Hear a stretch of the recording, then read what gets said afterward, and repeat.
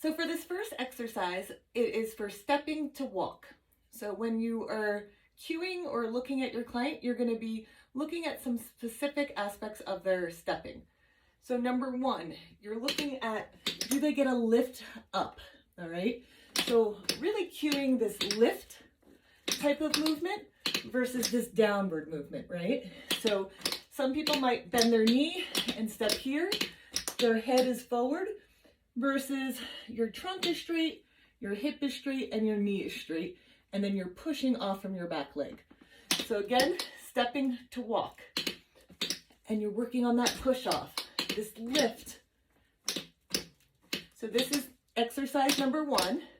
If you see this, then you have to think of how can you cue them to be able to shift their hip over those clickers and keep your head over your foot. Lots of different creative ways we can use the wall mat. We can put the Clock Yourself app up on there. We can use the coordination charts from Hand Eye Body Academy. We can also do Switch On app. I like to have it up there so that the gaze is forward versus looking down. So really be cognizant of where you put your charts or what you're having somebody look at, depending on where you want their gaze.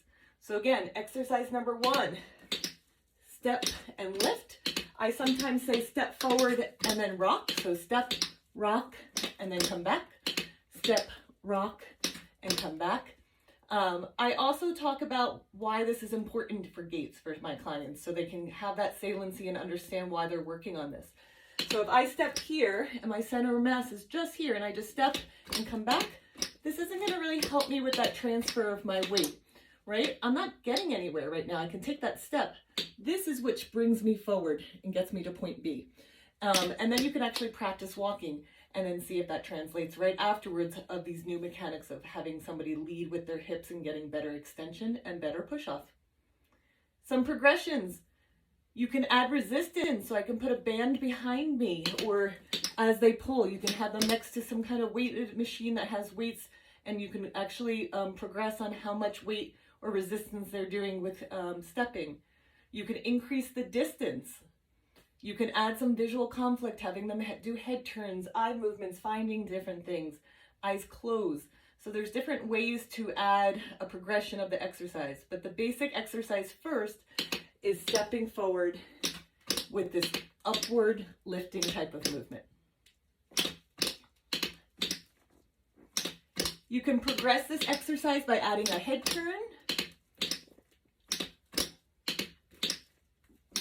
As you step here, you can actually then do a lift, because then they have to find that foot pad and come back. So lift and come back, lift and come back, lift and come back. So this would be a progression to be able to push off and then lift and then find that foot pad, push off and then find that foot pad.